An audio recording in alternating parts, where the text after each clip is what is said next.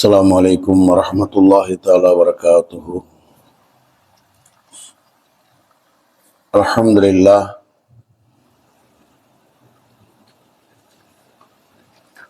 அன்புக்கும் அநேகத்திற்கும் உரிய அல்லாஹுவின் நல்லடியார்களே, அருமை சகோதரர்களே,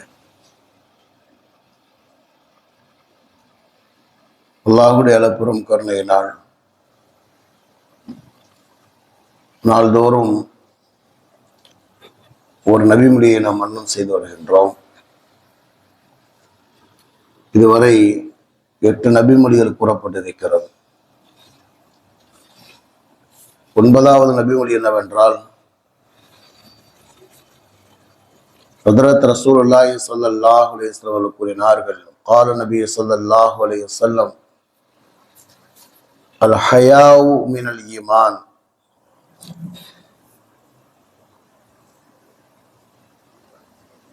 வல் ஈமானு ஃபில் ஜன்னா. 4 வார்த்தைகள் தான். கால நபி ஸல்லல்லாஹு அலைஹி வஸல்லம், பெருமானார் ஸல்லல்லாஹு அலைஹி வஸல்லம் கூறினார்கள், அல் ஹயாஉ மினல் ஈமான், வெட்கம் என்பது ஈமானில் இருந்து உள்ளதாகும். வல் ஈமானு ஃபில் ஜன்னா, ஈமான் என்பது சொர்க்கத்தில் உள்ளதாகும் என்பது இதனுடைய வார்த்தையின் அர்த்தம். என்ன அர்த்தம் அப்படின்னா, ஈமானுடைய குணமாக வெட்கம் இருக்கிறது. வெட்கம் என்பது ஈமானுடைய குணம். ஈமான் என்பது ஒரு மனிதனை சொர்க்கத்தில் சேர்த்து வைக்கிற குணமாக இருக்குது என்பதால் ஹதீஸாக இருக்கிறது. இந்த ஹதீஸை பெருமானார் ஸல்லல்லாஹு அலைஹி அவர்கள் எப்போது சொன்னார்கள் என்றால், அப்துல்லா இப்னு உமர் ரலியல்லாஹு தஆலா அன்ஹு அறிவிக்கிறார்கள். திருமதி போன்ற கிதாபுகளிலே வருகின்றது, பெருமானார் ஸல்லல்லாஹு அலைஹி அவர்கள் ஒரு அன்சாரி தோழரை கடந்து செல்கிறார்கள். அவர் இன்னொரு தோழருக்கு வெட்கத்தை பற்றி உபதேசம் செய்து கொண்டிருக்கின்றார். அப்போது ஸல்லல்லாஹு அலைஹி வஸல்லம் சொன்னார்கள், தாஹு, அவரை விட்டு விடுங்கள். அல் ஹயாஉ மினல் ஈமான், வெட்கம் என்பது ஈமானுடைய தன்மையாக இருக்கின்றது. வல் ஈமானு ஃபில் ஜன்னா, ஈமான் என்பது ஒரு மனிதனை சொர்க்கத்தில் சேர்த்து வைக்கக்கூடிய என்பதாக பெருமானார் ஸல்லல்லாஹு அவர்கள் ஒரு வரியிலே உபதேசம் செய்துவிட்டு சென்று விட்டார்கள். இவர் ரொம்ப நேரம் உபதேசம் செய்கிறார். பெருமானார் அவர்கள் குறுகிய வார்த்தையிலே விரிவான விளக்கங்களை சொல்லக்கூடியவர்கள். அதனால பெருமானார் அவருக்கு ஒரே வார்த்தையை சொன்னார்கள். ரொம்பலாம் போட்டினா உபதேசம் பண்ற என்பதை சொல்லாமல் சொன்னார்கள், தம்பி, வெட்கம்ங்கிறது ஈமானுடைய குணம்ப்பா, ஈமான்களும் உன்னுடைய சொர்க்கத்தில் சேர்த்து என்பதாக பெருமானார் சொல்லிவிட்டு சென்று விட்டார். சரி, வெட்கம் என்றால் என்ன? அறிஞர் பெருமக்கள் எழுதுகின்றார்கள், வெட்கம் என்பதும் இரையச்சம் என்பதும் ஒன்றுதான். நான் ஹஸ்ஸாலி ரஹ்மத்துல்லாஹி அலைஹி அவர்கள் லிபாசு தக்வா ஸாலிக கைர், இரையச்சம் என்ற ஆடை சிறந்தது என்ற ஆயத்துக்கு விளக்கம் கூறுகிறார்கள். அல்லாஹு தஆலா அந்த வசனத்திலே 3 வகையான ஆடைகளை கூறுகிறார். யா பனி ஆதம் ஹுது ஸீனத்தக்கும் இன்த குல்லி மஸ்ஜித், இந்த ஆயத்தில் அல்லாஹு தஆலா சொல்லுவார், மானத்தை மறைப்பதற்கான ஆடையும் நாம் அவர்களுக்கு வழங்கியிருக்கின்றோம், அவர்களுக்கு அலங்காரத்தை அழகை கூட்டுகின்ற உயர்தரமான ஆடைகளையும் நாம் வழங்கியிருக்கிறோம் என்று சொல்லிவிட்டு அல்லாஹ் அடுத்து சொல்வார், லிபாசு தக்வா ஸாலிக கைர், இரையச்சம் என்ற ஆடை சிறந்தது என்று அல்லாஹு தஆலா கூறுகின்றார். அந்த ஆயத்துக்கு இவர் ஹஸ்ஸாலி ரஹ்மத்துல்லாஹி அலைஹி கூறுகிறார்கள், தக்வா என்றால் என்ன என்றால், அல்லாஹ் பார்க்கின்றான் என்பதை நினைத்து வெட்கப்பட்டு ஒரு மனிதன் பாவத்தை விட்டும் தன்னை தற்காத்துக் கொள்வதற்கு தக்வான்னு சொல்லப்படும். என்னை அல்லாஹ் பார்த்து கொண்டிருக்கின்றான், நான் செய்யக்கூடிய தவறுகளை நன்மைகளை அல்லாஹ் பார்த்து கொண்டிருக்கிறான் என்று நினைத்து தவறை விட்டும் தன்னை தற்காத்துக் கொள்வதற்கு தக்குவான்னு பேர்.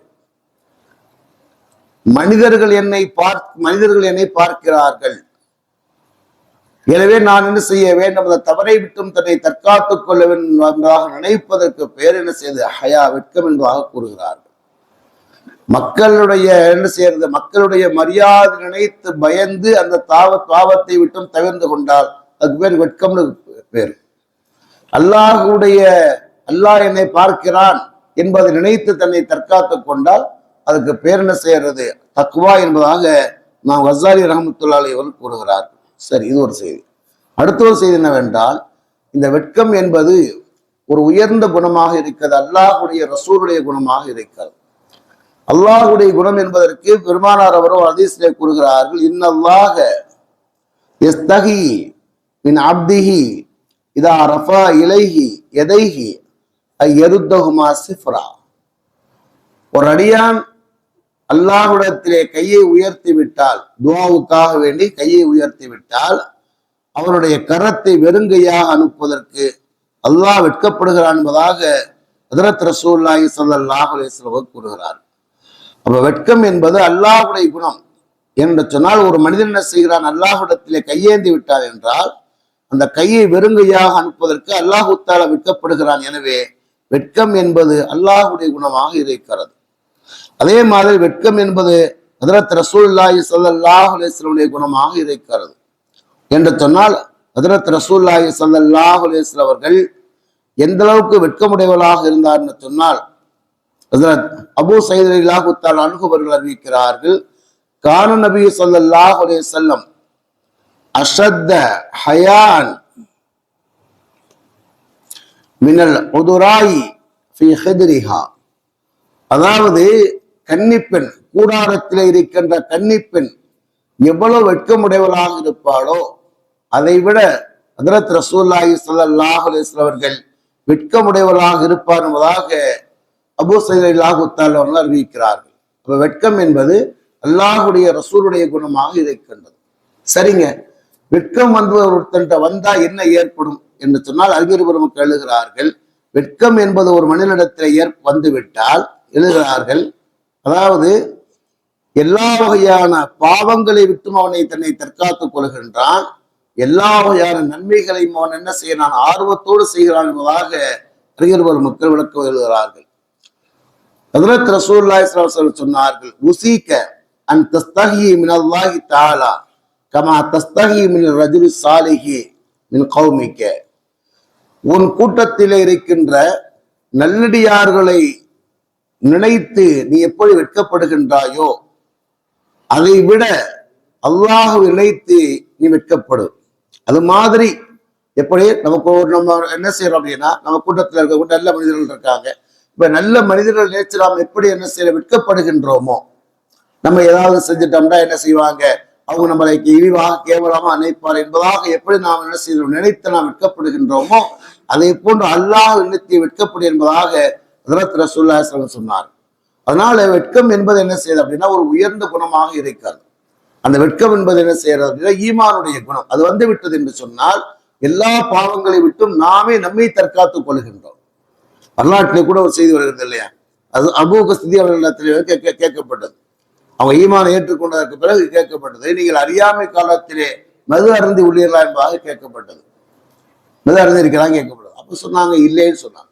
ஏன் நீங்க குடிச்சதில்லை என்பதாக. ஏன்னா ஒரு பெரிய செல்வந்தர் அவர், ஏன் குடிச்சா இப்போ அவங்க சொல்லுவாங்க, அதனுடைய மதியை போக்கி வருகிறது, அது மட்டும் மன்னருடைய மானத்தை போக்கி விடுகிறது என்பதற்காக அருந்தியதில்லைன்னு சொல்லுவாங்க. ஏன்னா மக்களுக்கு மத்தியிலே எனக்கு அது ஒரு கண்ணிய குறைவை ஏற்படுத்துகிறது, அதனால நான் செய்து அருந்தது இல்லை என்பதாக என்ன செய்யறாங்க அவங்க சொன்னாங்க. அதே நேரத்தில் வந்துகிட்டு பொதுவாக வெட்கம் என்பது அல்லாஹ் ரசூலுடைய குணமாக இருந்தாலும் கூட வெட்கத்துக்கு பெயர் பெற்றவர் உஸ்மானி கனி அவங்க காமில ஹயா, வெட்கத்தினுடைய முழுமையானவர் என்பதாக பெருமானார் பேர் வைக்கப்பட்டவர் யாருன்னா உஸ்மானி கனி தான். பெருமானார் அவர் ஒவ்வொரு சஹாபிக்கும் ஒவ்வொரு பேர் வைத்தார், ஒரு புனை பேர் வைத்தார். அந்த அடிப்படையில அது உஸ்மானிய கனிக்கு அவங்க எப்படி பேசுவாங்க, காமில ஹயா, அவர் என்ன செய்தாரு, வெட்கமுடையவராக இருந்தார், வெட்கத்திலே நிரப்பமானவராக இருந்தார் என்பதாக என்ன செஞ்சாங்க, பெருமானார் பேர் வைத்தார். அவங்க வந்து என்ன செய்வாங்க, ரொம்ப வெட்கமுடையவர்களாக இருப்பாங்க. எந்த அளவுக்கு அப்படின்னா அவருடைய வெட்கத்தை பார்த்து பெருமானாரே வெட்கப்படக்கூடியவங்களாக இருந்தாங்க. வரலாற்றில் ஒரு செய்தி வருது. பெருமானார் அவர் தன்னுடைய வீட்டுல இருக்காங்க. தன்னுடைய வீட்டுல அமர்ந்திருக்கிற நேரத்துல அந்த கீழாடை வந்து கொஞ்சம் சற்று மேலே ஏறி இருக்காது. அப்போ அவங்க அப்படியே உட்கார்ந்துருந்தாங்க. அப்படியே இருந்து என்ன செய்யறாங்க, அப்படியே இருந்தாங்க. கொஞ்ச நேரத்துல பாத்தீங்கன்னா அபூ சித்திக் வந்தாங்க, அப்படியே உட்காந்து பேசிக்கிட்டு இருந்தாங்க. இன்னும் சற்று நேரத்தை உமரே ஃபாரூக் வந்தாங்க, அப்படியே பேசிக்கிட்டு இருந்தாங்க. அதுக்கு பிறகு உஸ்மானே கனி வந்தாங்க. உஸ்மானே கனி வந்தோன்னு என்ன செஞ்சாங்க, பெருமானார்கள் தன்னுடைய ஆடைகளும் சரி பண்ணாங்க. சரி பண்ணாங்க. சரி பண்ண செய்றாங்க, அவங்க பேசிட்டு போயிட்டாங்க. ஆயிஷா நாயகி கேட்டாங்க, ரசூலுல்லாஹ் வீட்டுல நடக்குது. ஆயிஷா நாயகி கேட்டாங்க, அல்லாஹ்வுடைய தூதரே, அபூபக்கர் சித்திக் முதல்ல வந்தாரு, அப்படியே உட்கார்ந்துருந்தீங்க. உமரே ஃபாரூக் வந்தாங்க, அப்போது நீங்க அப்படியே அமர்ந்தீர்கள். உஸ்மானே கனி வந்த போது மட்டும் என்ன செய்ய, உங்களுடைய ஆடைகள் நன்றாக சரி செய்து கொண்டீர்கள் ஏன்னு கேட்டாங்க. அப்பதான் பெருமானார் சொல்லுவாங்க, அவர் எவ்வளவு வெட்கமுடையவர் அப்படின்னு கேட்டா, நான் அந்த நிலைமையில இருப்பதை பார்த்தால் அவர் திரும்பி போயிருப்பார் சொன்னாங்க. என்னுடைய அந்த நிலையில அவர் பார்த்திருந்தாலும் அவர் திரும்பி போயிருப்பார். அதனால என்ன செய்தேன், நான் என்னுடைய ஆடைகளை சரி செய்து கொண்டேன் என்பதாக சொன்னாங்க. உஸ்மானே கனி அவங்க வந்து அந்த அளவுக்கு என்ன செய்வாங்க, வெட்கமுடையவர்களாக இருந்தார் என்பதாக என்ன செஞ்சாங்க, பெருமானாரே பேர் வைத்தார். ஒரு செய்தி. சரி, அதே நேரத்தில் செய்றாங்க, பாவங்களுடைய விஷயத்திலே தான் ஒரு மனிதன் வெட்கப்பட வேண்டும். புரியுதா? பாவம்டாவே என்ன அப்படின்னா, அதை வெட்கப்படுவதை ஏதாவது எதெல்லாம் மக்களுக்கு மத்தியிலே நமக்கு ஒரு வெட்கத்தை ஏற்படுத்தும் அதுதான் பாவம் என்பதே ஹதீஸ்ல கூட செய்தி வருது. பெருமானாரத்திலே கேட்கப்படுது, சுயில ரசூலுல்லாஹி ஸல்லல்லாஹு அலைஹி வஸல்லம் பிர்ரி வல் இஸ்மி, நன்மை தீமைண்டா என்ன என்பதாக பெருமானாரத்திலே கேட்கப்படுது. பெருமானார் சொல்லுவாங்க, நன்மை என்ன தெரியுமா, தக்வல்லாஹ் வ ஹுஸ்னுல் குலுக், இறையச்சமும் நற்குணமும் என்ன செய்யறது, நன்மையாக இருக்கிறது. ஒருத்தர் கேட்கிறாரு, நன்மைனா என்ன, தீமைனா என்னன்னு கேட்கிறாரு. எவ்வளவு பெரிய கொஸ்டின். பெருமானார் ஷார்ட்டா பதில் சொல்லுவாங்க, சுருக்கமா பதில் சொல்லுவாங்க. நன்மைனா என்ன தெரியுமா, ஒண்ணு இறையச்சம், இரண்டாவது நற்குணம். அப்படின்னா என்ன அர்த்தம்னா, ரெண்டுமே இதுல வந்தது. இறையச்சம் என்கிறது இறைவனுடைய கடமைகளை பூரண சரியாக செய்வதற்கு அடிப்படை வந்து இறையச்சம். நற்குணம் என்பது மற்ற மக்களிடத்திலே வந்துட்டு எல்லா விஷயத்திலேயுமே நாம் நல்லபடியாக நடப்பதற்கு நற்குணம் என்பது அவசியமாக இருக்கிறது. அவ என்ன கேட்கிறாங்க, நன்மையிட என்னன்னு கேட்டதுக்கு பெருமானார் ஒரே வரையில என்ன சொல்றாங்க அப்படின்னா, நீ இறையச்சத்தோடு நடந்து கொண்டு இறைவனுக்கு செய்ய வேண்டிய கடமையில செஞ்சிரு, மற்ற மக்களிடத்திலே நல்லபடியாக நடந்து கொண்டு மக்களுக்கு செய்யக்கூடிய கடமையில செஞ்சு முடிச்சிரு சொன்னாங்க. பாவம்டா என்ன தெரியுமா, மஹாக்கபி சதரிக்க கரிகித்த ஐயத்தலிய அலைகின் நாஸ், அதாவது எது உன்னுடைய உள்ளத்திலே நெருடலை ஏற்படுத்துமோ அது மற்ற மக்களுக்கு தெரிவதை நீ வெறுப்பாயோ அது அனைத்து பாவம் பெருமானார் சொல்றாங்க. பாவம்டாவே அதான். அதை செய்யற நேரத்துல உனக்கு ஒரு மனதுக்குள்ளே ஒரு நெருடல் ஏற்படுகிறது, இது தப்பு என்பதாக உனக்கு நெருடல் ஏற்படுது. அதான் எல்லாத்துக்குமே அது பாவத்தினுடைய ஆரம்ப நிலையை வந்துட்டு அப்படித்தான். பலாமன் கசப செய்யாத ஒரு ஆயத்தெல்லாம் கூறுகிறார். யார் பாவத்தை செய்து அந்த பாவத்தில் மூழ்கி விட்டானோ அவன் நிறந்த நரகவாதி அல்லாஹு தஆலா கூறுகிறார். தப்சீர பைதாவில ஒரு செய்தி எழுதுவார்கள். என்ன சொல்றாங்க அப்படின்னா, பாவம் செய்தவன் அல்லாஹு தஆலா நரகவாதின்னு சொல்ல, பாவத்தில் மூழ்கியவன் நரகவாதி அல்லாஹு தஆலா கூறுகிறார். ஏன் என்று சொன்னால், பாவத்தின் ஆரம்ப நிலை என்பது பெருமானார் சொன்னதை போல் இருக்கும்.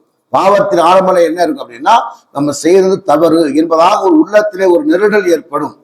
இரண்டாவதாக அது மற்ற மக்களுக்கு தெரிந்து விடுவதை இவன் இழிவாக நினைப்பான். இந்த பாவத்தின் ஆரம்ப நிலை. இதுல திருந்திட்டான அவன் திருந்திடுவான். இதுல பழகி விட்டான் என்று சொன்னால் எப்படி ஆகிடும் அப்படின்னு நிறந்த நரவாதி ஆயிரும். ஏன்னா அவனுக்கு அது வெட்க உணர்வு என்பது போயிடும். வெட்க உணர்வு போயிடுச்சுனாவே எல்லாத்தையும் செய்ய ஆரம்பிச்சிருவான். பெருமான ஹதீஸ்ல கூட சொல்லுவாங்க, இன்னமின் அதிரக்கின் நுபுவத்தில் ஊழா, முந்தைய நபிமார்கள் எல்லாம் சொன்ன வார்த்தை உள்ளதாக இருக்கிறது. முந்தைய எல்லா நபிமாரும் சொன்ன வார்த்தையாக இருக்கிறது. இதாலம் தஸ்தஹி ஃபஸ்னா மாசித்த, உனக்கு வெட்கமில்லை என்று சொன்னால் எதையும் செய்து கொள் என்பதாக சொன்ன வார்த்தை என்பது எல்லா நபிமாரும் சொல்லியிருக்காங்க. அதனால வந்துட்டு என்ன, அதைத்தான் அல்லாஹு தஆலா அந்த வசனத்திலே கூறுகிறார். ஒரு மனிதனுக்கு வந்து செய்யறாம்டா பாவங்கள்ல மூழ்கி விட்டா நரகவாதி. என்று சொன்னால் அந்த பாவத்தினுடைய ஆரம்ப நிலை என்பது என்ன ஏற்படும் அப்படின்னா, உடைய உள்ளத்திலே நெருடலை ஏற்படுத்தி மற்ற மக்களுக்கு தெரிவதை பயப்படுவாய் என்பதாக. அதனால என்ன செய்ய அப்படின்னா, வெட்க உணர்வு என்பதை ஒவ்வொரு மனிதனுக்கும் அவசியம் இருக்க வேண்டிய குணமாக இருக்குது. என்று சொன்னால் அந்த வெட்க உணர்வு என்பது ஈமானுடைய குணமாக இருக்குது. ஈமான் சொர்க்கத்திலே சேர்க்கப்படுவது என்பது மட்டுமல்ல, அந்த வெட்க உணர்வு இருக்குமானால் அவர் எல்லா வகையான பாவங்களையும் செய்ய தயங்குவார். அல்லாஹ்வுக்கு செய்ய வேண்டிய பாவங்களை செய்ய தயங்குகிற நேரத்திற்கு தக்வா வந்து விடுகின்றது. மற்ற மக்களுக்கு என்ன செய்யறது, துரோகம் செய்வதை, தீங்கிழைப்பதை என்ன செய்ய தன்னை தவிர்த்துக் கொள்வான் என்பதைத்தான் ஹதீஸ் நமக்கு உணர்த்துகிறது. அதனால எதை கேட்டோம் அதை கடைபிடிக்கலாம். அல்ஹம்துலில்லாஹி ரப்பில் ஆலமீன். சுப்ஹானல்லாஹி வ பிஹம்திஹி அஷ்ஹது அல்லா இலாஹ இல்லா அன்த நஸ்தக்ஃபிருக வ நத்தூபு இலைக. ஆமீன். சுப்ஹான ரப்பிக ரப்பில் இஸ்ஸத்தி அம்மா யசிஃபூன் வ ஸலாமுன் அல்ஹம்துலில்லாஹி ரப்பில் ஆலமீன்.